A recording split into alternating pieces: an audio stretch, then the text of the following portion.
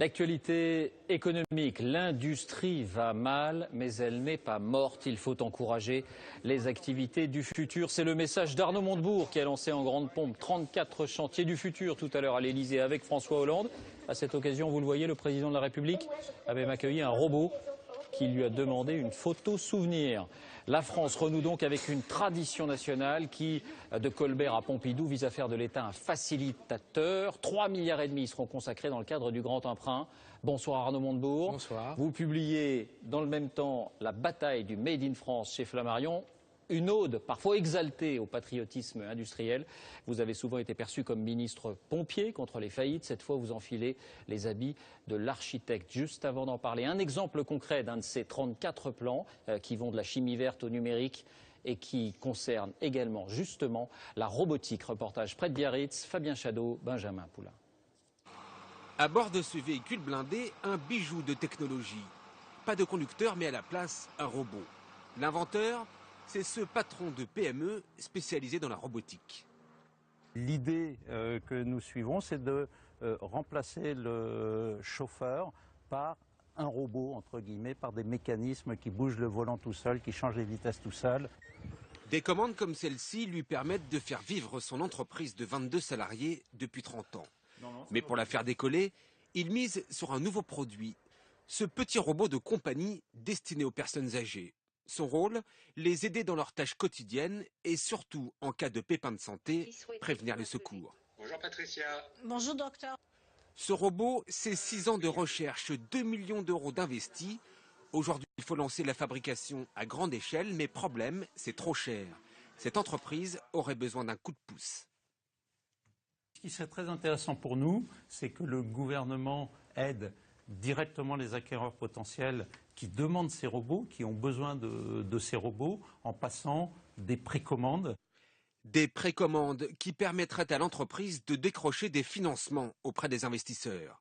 S'il réussit, ce patron en est sûr, 1 millier d'emplois pourraient être créés d'ici à 3 ans.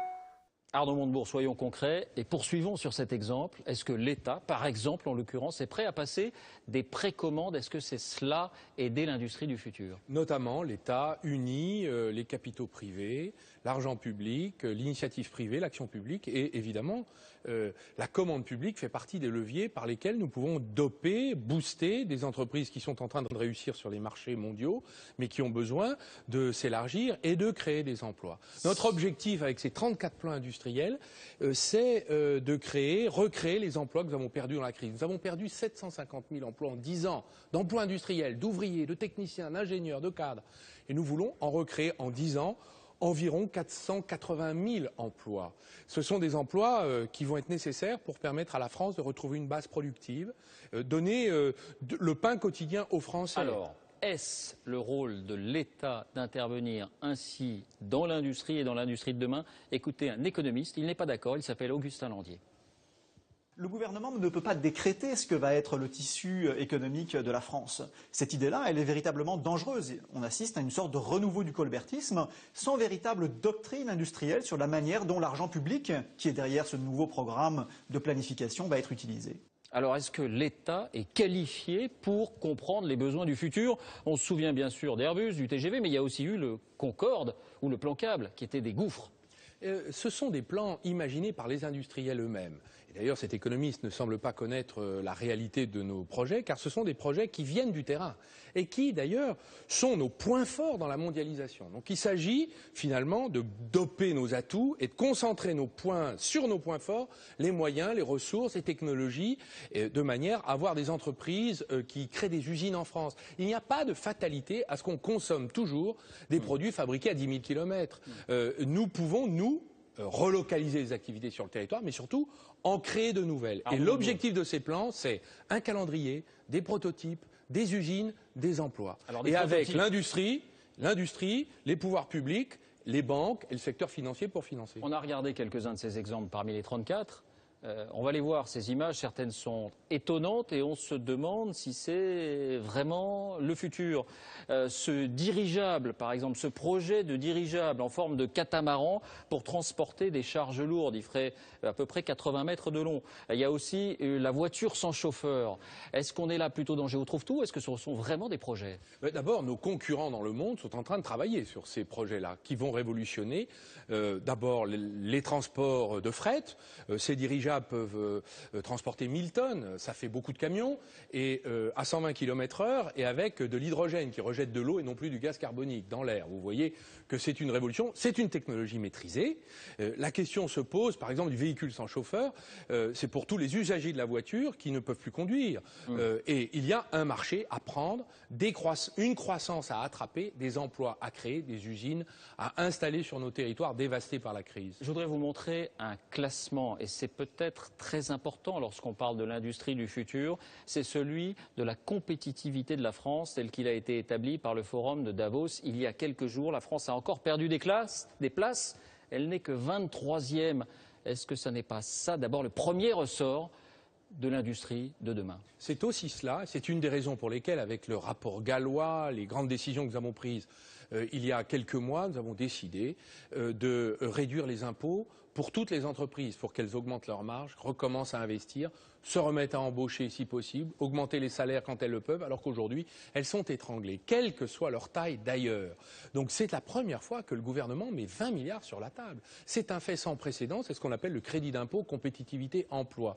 Et il entre en vigueur au 1er janvier 2014, c'est-à-dire dans quelques mois. Donc vous dites aux patrons, nous sommes de votre côté. Nous ne parlons pas aux patrons. Nous parlons à tout le monde, aux ouvriers qui cherchent du travail parce qu'ils l'ont perdu, aux patrons, mais aussi aux territoires. Parce qu'on avait cru comprendre que vous teniez un autre langage aux patrons jusque-là. Je tiens le langage que je crois devoir tenir, car l'État ne peut pas laisser faire. Il doit mobiliser tout le monde et il doit finalement diriger en quelque sorte les orientations politiques. Donc c'est notre rôle. Mais ce que je veux dire, c'est que nous parlons aux entreprises. Les entreprises, on en a besoin parce que ce sont elles qui créent la richesse. Alors, Arnaud Montebourg, interview au Monde il y a quelques jours. On va parler de vous, je disais ministre pompier, ministre architecte. Sauf que vous dites, quand je quitterai ce ministère, je veux arrêter la politique professionnelle. Je ne veux plus exercer, je ne veux plus me présenter à des élections, qu'elles soient locales ou législatives. La seule qui m'intéresse, on a vu cette déclaration, c'est la présidentielle. Ça, on imagine que c'est un jour, peut-être 2022, ce qu'on imagine que vous pensez. Vous voulez vraiment arrêter la politique après? Écoutez, je suis à ma tâche. C'était une phrase en l'air. Je suis à ma tâche. Je ne suis pas un fanatique des candidatures permanentes à tous les postes. Donc moi, ce que je sais, c'est que je mène une tâche difficile sur mission du président de la République, reconstruire l'industrie française. Mais après? Ben écoutez, je pense que si j'ai fait ça, je crois que j'aurais fait beaucoup de choses pour mon pays, pour notre pays. Nous sommes des patriotes. Oui. Et d'ailleurs, la bataille du Made in France que nous lançons, c'est un hommage à tous ceux qui se battent sur le terrain. Nous avons des fantassins, ce sont les héros véritables, anonymes, du Made in France, ceux qui se battent dans leurs entreprises, les travailleurs, les ingénieurs, les petits patrons, les entrepreneurs. Ces gens-là, on n'en parle pas assez. Donc mon livre a pour but de leur donner la parole et surtout de dire à tous les Français comment ils peuvent les appuyer. Entrer dans cette bataille. Chacun peut le faire à sa manière. Et c'est ce que j'essaie de faire avec les moyens nouveaux que nous venons de nous donner grâce au président de la République. Merci Arnaud Montebourg d'avoir accepté notre invitation.